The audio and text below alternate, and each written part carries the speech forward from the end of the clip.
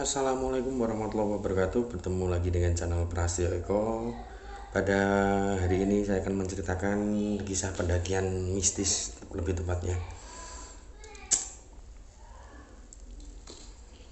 Cerita ini saya ambil dari Instagram horror_Indonesia_seram. Kalau kalian semua ingin langsung mencari cerita-cerita horor, kalian bisa langsung datang ke horror_Indonesia_seram. Di situ banyak sekali cerita-cerita horor yang kalian bisa baca-baca sendirilah di sana. Oke, langsung saja. Cerita hari ini akan segera saya sampaikan, pendakian mistis Gunung Arjuno. Namaku Dewi. Semoga teman-teman bisa menikmati video ini. Berawal dari bulan semester, kami satu kelompok. Ada aku, Nia, nama samaran, Maya, Fajar, Agus, Herman, dan Aldi. Mereka adalah remaja yang gemar melakukan kegiatan pendakian kecuali aku. Aku masih awam dalam hal pendakian. Pendakian ini adalah pendakian kedua bagiku setelah sebelumnya aku mendaki ke Gunung Penanggungan yang tingginya mencapai kurang lebih 1500 mdpl di atas permukaan laut. Hari Jumat pagi, kami berkumpul di kawasan Fajar untuk membahas dan mempersiapkan pendakian keesokan harinya. Dan tentunya untuk menentukan jalur mana yang akan kita lewati, juga untuk mempersiapkan istilahnya perlengkapan bahan makanan yang nantinya akan kita gunakan di sana. Setelah lama kami berdiskusi, akhirnya kami putuskan untuk mendaki ke Gunung Arjuno via jalur Purwosari, dan nanti kita akan turun melalui via jalur Lawang. Karena kata Fajar, kalau pendakian via Purwosari melihat banyaknya peninggalan Majapahit di masa lampau, jadi kita bisa istilahnya sambil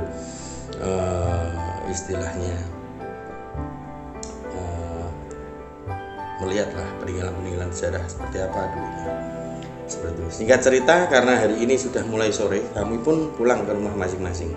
Dan malam harinya aku browsing di internet mencari artikel yang membahas tentang pantangan Gunung Arjuno, dan aku menemukan salah satu artikel yaitu dilarang mendaki dengan jumlah yang ganjil. Kalau untuk pendakian sih yang pernah saya lakukan waktu itu di Gunung Merbabu, emang kalau cerita dari masyarakat sendiri, misalkan kita mau naik memang tidak boleh berjumlah ganjil, karena nanti takutnya entah itu mitos atau apa, cuman semua udah juga mempercayai itu semua. Dalam artian kalau misalkan kita berangkat ganjil itu pasti nanti ada yang menggenepin, cuman wallahu alam. Pada saat kami berkumpul di kampus, aku mendapatkan telepon dari Agus dan memberi kabar bahwa hari itu Agus tidak bisa ikut mendaki karena ada keperluan yang benar-benar mendesak dan tidak bisa ditinggalkan. Ya, kami memang sempat kecewa satu tim kan, karena sudah kita persiapkan semuanya.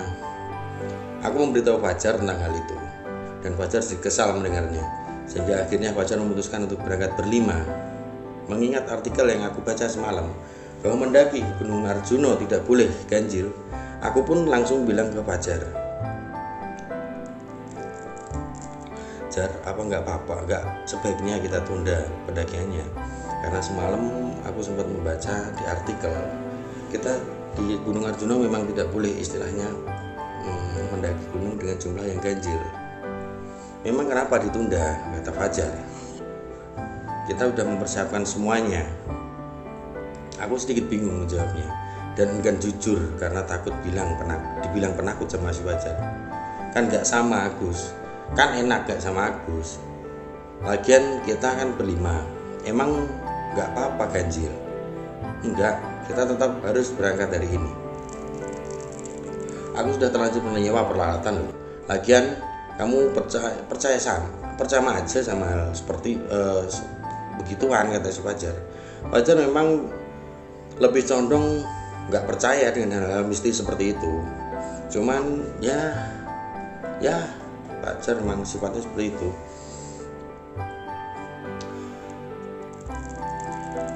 Sehabis zuhur, kami berangkat dari Surabaya menuju pos pendaftaran Gunung Arjuno via Purwosari dengan menggunakan angkutan umum. Kami sampai di base camp pada pukul 2 siang, kemudian Fajar mengurus pendaftaran. Setelah selesai, kami beristirahat sejenak untuk melepas lelah saat perjalanan tadi. Kurang lebih 30 menit kami istirahat, kami memulai perjalanan dan tak lupa berdoa. Biasa kalau waktu kita di base camp kan, sebelum kita melakukan pendakian kan, alangkah lebih baiknya kita di bahasa Jawanya uluk salam seperti itu. Berjalan santai, waktu itu jalannya masih lumayan landai dan dikelilingi pohon-pohon pinus. Di pohon pinus itu tiba-tiba aku merasa cemas. Aku seperti merasakan ada hawa negatif di sekitaran situ. Dalam hatiku, mungkin ini hanya perasaanku aja, gara-gara aku baca artikel internet semalam. Aku berusaha istilahnya untuk menepis rasa-rasa seperti itu kan, karena memang ceritanya kalau di pendakian kan kita harus menghindari pemikiran-pemikiran negatif seperti itu. Aku terus berjalan berdekatan dengan Maya hingga sampainya kami di pos 1. Di situ terdapat sebuah pohon dan semacam bangunan yang berbentuk naga. Kami pun istirahat sebentar di situ karena waktu itu aku merasa sedikit kelelahan. Lalu di bawah aku melihat ada satu orang pendaki wanita yang sedang naik. Wanita itu mengenakan kemeja hitam dan memakai ransel berwarna hijau pupus. Ketika wanita berjalan melewati pos 1, wanita itu sempat tersenyum kepadaku, seakan dia sedang menyapaku, dan aku pun membalasnya dengan senyum. Tapi anehnya, teman-temanku tidak ada yang merespon, bahkan melihat pun tidak. Mereka malah asik mengobrol satu sama lain, seperti tidak ada, mereka tidak mengetahui ada orang lewat seperti itu. Kemudian Fajar mengajak untuk segera melanjutkan perjalanan karena melihat waktu sudah semakin sore. Ketika kami mulai beranjak berdiri, aku bilang pada teman-temanku, ayo kita susul satu orang tadi, sekalian kita ajak bareng berjalan, kan kasihan kalau sendirian. Dan kebetulan juga kelompok kita cuma berlima. Kalau ada satu lagi kan saya pikir bisa jadi genap seperti itu. Mendengar perkataanku, teman-temanku semua terlihat heran. Kemudian Maya bertanya padaku, orang yang mana Mbak Nia?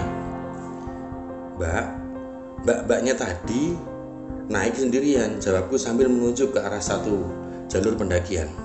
Loh, memangnya ada orang toh? Tanya Maya kepadaku. Ada, tadi kalian sih pada sibuk ngobrol sendiri, jawabku sambil meyakinkan teman-temanku semua. Lalu kami lanjut berjalan dan sedikit mempercepat jalannya agar bertemu dengan pendaki wanita yang sempat saya lihat tadi waktu di pos 1. Jauh berjalan, kami tidak juga menemukan dan melihat pendaki wanita tadi pas yang saya lihat di pos 1. Sampailah kami di pos 2. Setelah sampai di pos 2, Fajar bertanya padaku, mana nih ya, gak ada orang sama sekali gini kok, hanya rombongan kita. Kok cepet banget ya jalannya, padahal tadi belum lama dia terus kita juga jalan, jawabku dengan heran. Dalam hati aku berkata, apa mungkin dia udah jalan jauh di depan, tapi seorang cewek dengan dia sendirian, apakah mungkin secepat itu? Dalam hatiku aku berkata, apa mungkin? Di pos 2 kami tidak istirahat lama, kurang lebih hanya 10 menitan lah.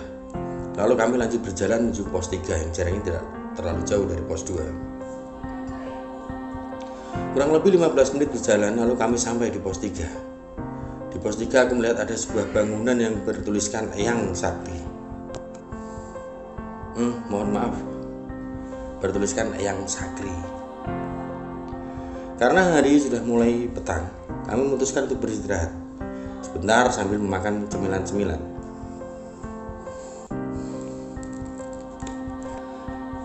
Ketika mereka sedang asik makan cemilan, tiba-tiba kami dikejutkan oleh pendaki wanita yang tadi aku temui di pos 1. Wanita itu terlihat berjalan dari bawah dan baru sampai di pos 3 tempat kami beristirahat. Aneh sekali. Padahal ketika kami tadi berjalan, tidak ada satu orang pun yang kita temui, walaupun memang sudah kami cari waktu itu. Melihat itu aku sangat terheran. Padahal tadi dicari nggak ada, tiba-tiba sekarang baru sampai di pos 3. Lalu kami serentak menyapa wanita itu dan mengajaknya bergabung, dan wanita itu menerima tawaran kami. Kemudian dia duduk di sebelahku. Fajar bertanya pada wanita itu, sendirian aja Mbak?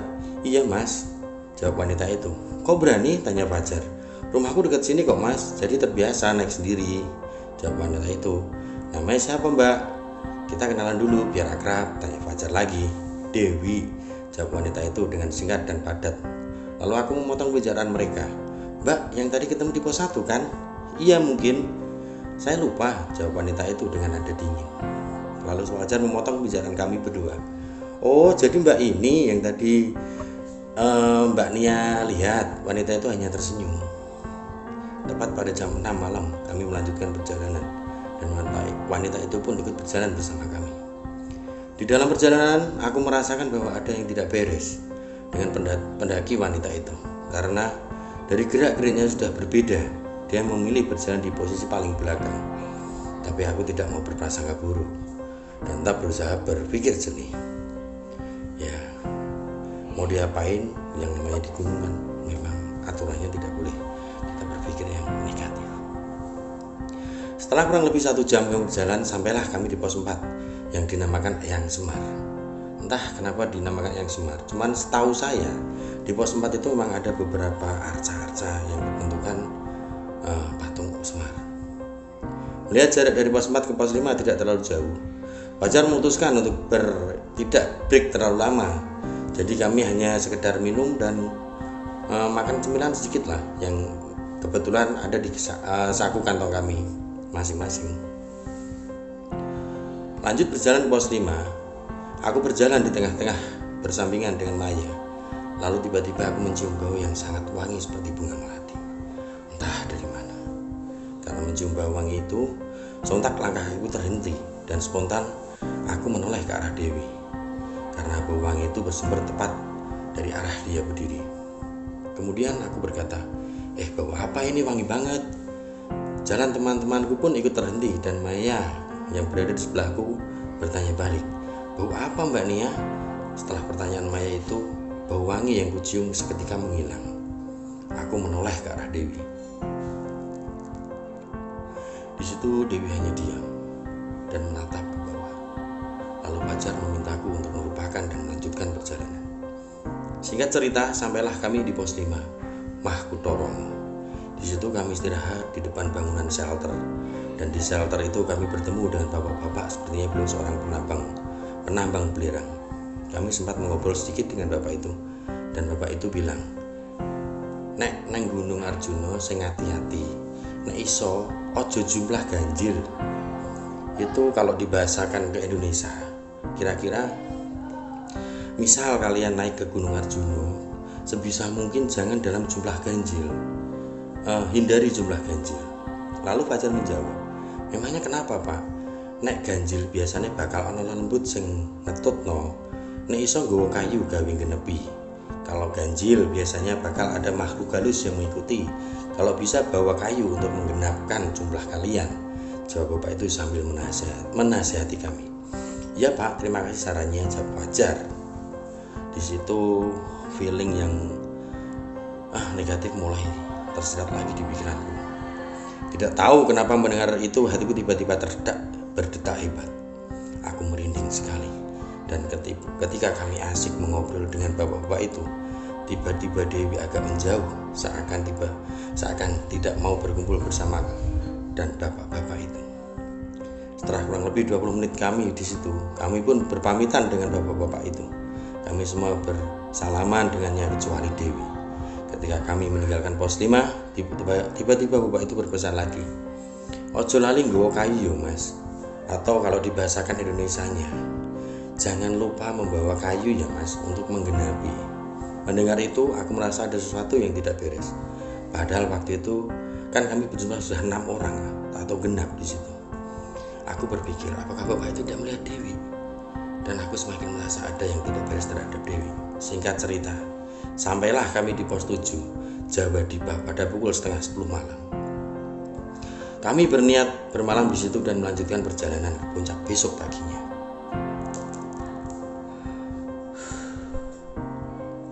Kami mendirikan tenda masing-masing. Dewi membawa tenda sendiri yang berkapasitas 2 orang dan ditempatinya sendiri karena mungkin dia juga berpikir agak sungkan. Baru bertemu terus mengajak satu tenda kan, mungkin dia sungkan aja gitu. Setelah tenda selesai didirikan, kami semua berkumpul untuk memasak dan makan semuanya.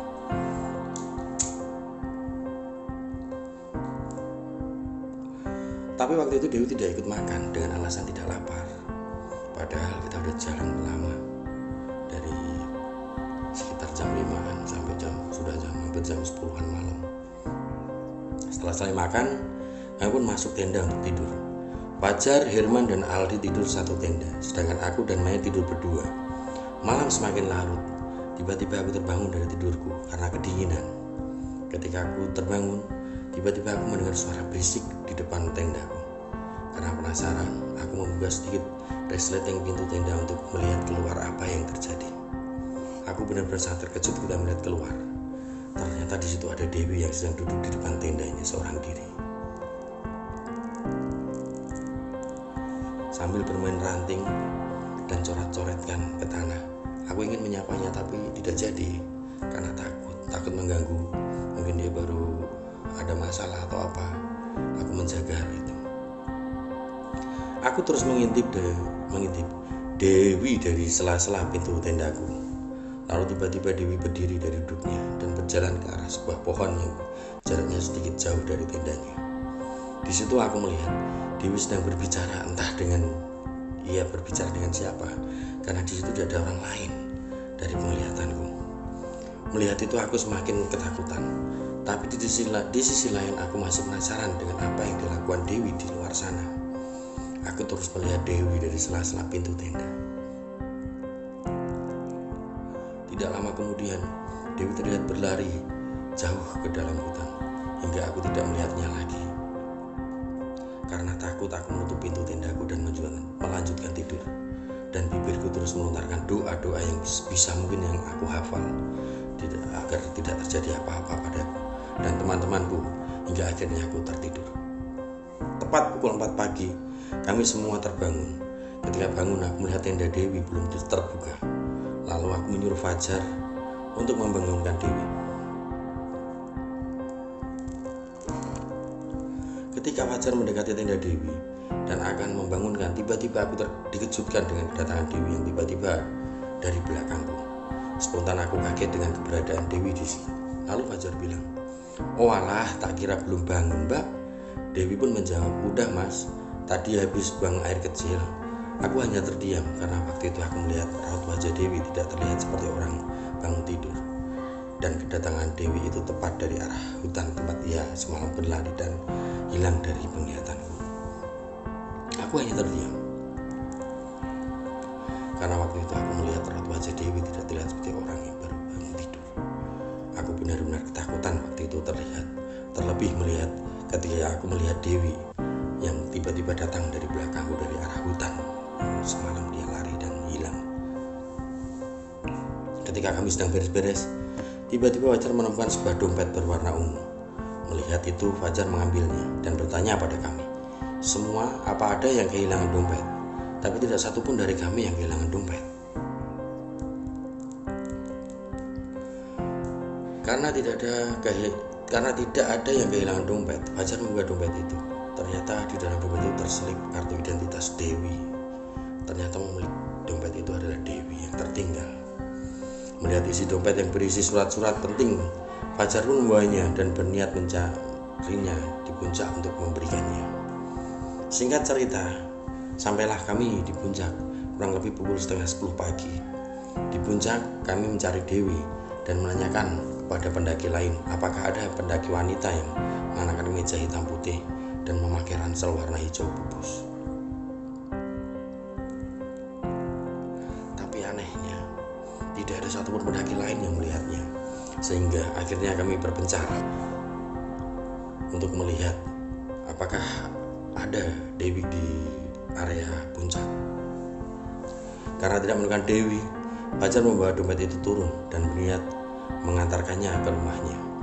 Karena di kartu identitasnya tulis alamat rumah Dewi yang kebetulan tidak jauh dari tempat kami turun tadi. Waktu sudah menunjukkan pukul 11 siang. Kami pun bergegas untuk turun melalui jalur Lawang. Singkat cerita, sampailah kami ke Padang Sabana di jalur pos 3 menuju pos 2. Sabana di situ sangat luas, dan sebelah kiri kami terdapat sebuah bukit yang dinamakan Gunung Lincing. Sesampai di situ itu tiba-tiba aku melihat Dewi sedang berjalan jauh di atas Gunung Lincing. Aku memberitahu teman-temanku dan kemudian berteriak memanggilnya karena ingin mengembalikan dompetnya, tapi Dewi tidak mendengar teriakan kami karena mungkin yang terlalu jauh. Fajar mengajak kami untuk mempercepat langkah agar bisa bertemu Dewi di pos 2, karena di pos 2 itu satu jalur dengan Gunung Lincing. Sesampainya di pos 2 kami menunggu kedatangan Dewi, tapi Dewi tidak kunjung datang. Kami menunggunya kurang lebih 30 menit. Tapi di sisi lain, kami juga ragu antara belum sampai atau Dewi sudah turun duluan malah. Karena lama menunggu, kami pun bergegas melanjutkan perjalanan agar segera sampai di base camp. Sesampainya di base camp, kami bertanya kepada petugas apakah ada seorang pendaki wanita yang mengenakan kemeja hitam putih memakai ransel berwarna hijau pupus di sini. Tapi petugas base camp menjawab tidak ada. Aneh sekali. Terus kalau tidak lewat jalur itu di base camp bawah, lalu dia mau lewat mana? Kemudian aku menyarankan Fajar untuk membawa dompet itu dan mengantarkannya ke rumahnya. Kami pun turun menggunakan ojek untuk menghemat tenaga juga setelah kita perjalanan jauh tadi. Untuk teman-teman semua, sebenarnya pendakian gunung itu untuk jalur ke bawah memang lebih berat karena yang sudah saya alami sendiri, terkadang kaki merasa bergetar dan waktu turun itu dengan adanya kaki getar itu sangat berbahaya dan kita menjinjing ransel dengan beban yang mungkin masih berat dan itu sangat berbahaya. Sampai di Pasar Lawang, Fajar berniat mengantarkan dompet itu seorang diri dan menyuruh kami menunggu di sebuah warung. Karena menurut ojek yang akan ditumpanginya, alamat itu berjarak tidak jauh dari Pasar Lawang. Karena penasaran dengan Dewi, aku ingin ikut mengantarkan dompet itu bersama Fajar dan Fajar tidak keberatan kalau aku ikut bersamanya. Berangkatlah kami ke alamat Dewi. Sesampai di alamat tersebut, Fajar meminta tukang ojek untuk menunggunya. Fajar mengetuk pintu rumahnya dan yang membuka pintu adalah ibunya, ibu dari Dewi. Fajar bertanya pada ibu Dewi, "Maaf, apa benar rumahnya Mbak Dewi?" "Benar Mas, dan Mbak ini temannya ya?" jawab ibunya Dewi. "Iya Bu, tadi kita sempat bertemu Mbak Dewi di gunung dan menemukan dompet ini tertinggal di gunung," jawab Fajar sambil menunjukkan dompet yang ditemukan tadi. Mendengar itu, ibunya Dewi menyuruh kami masuk dan mempersilahkan kami duduk di ruang tamu.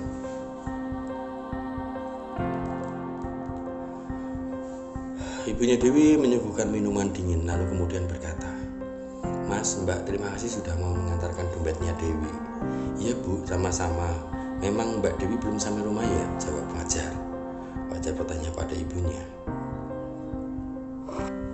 Lalu sambil berlinang air mata, ibu Dewi bercerita kepada kami berdua.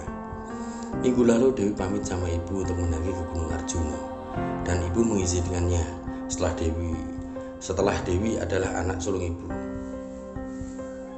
Setelah pulang dari gunung, Dewi sempat bilang pada ibu kalau dia kehilangan dompet ini di gunung karena teledor. Ibu sempat memarahinya, soalnya waktu itu surat-surat kendaraan ada di dompet Dewi semua. Keesokan harinya, Dewi kecelakaan. Ketika akan pergi ke rumah temannya untuk mengajaknya kembali ke gunung mencari dompetnya dan nyawanya Dewi tidak terselamatkan. Dewi meninggal dalam kecelakaan itu. Dewi sudah meninggal 2 hari yang lalu dan ibu sangat menyesal sudah memarahi Dewi waktu itu hanya karena dompetnya ketinggalan dan berisi surat-surat kendaraan dan surat-surat penting lainnya. Mendengar ceritanya ibu itu, kami berdua syok dan turut berduka cita. Ternyata Dewi yang kami temui di gunung itu bukan Dewi yang sebenarnya. Kami berdua pun berpamitan dengan ibunya Dewi untuk pulang. Kami kembali ke Pasar Lawang dan bersepakat untuk tidak menceritakan hal ini kepada teman-teman yang lainnya sebelum sampai di rumah. Yang menjadi pertanyaan, kalau dilihat dari hari pendakian, Dewi minggu lalu, harusnya dompet itu sudah ditemukan oleh rombongan yang lain, pendaki lain, tapi kenapa waktu itu rombongan mereka yang menemukannya? Selesai. Wabillahi taufiq wal hidayah. Wassalamualaikum warahmatullahi wabarakatuh.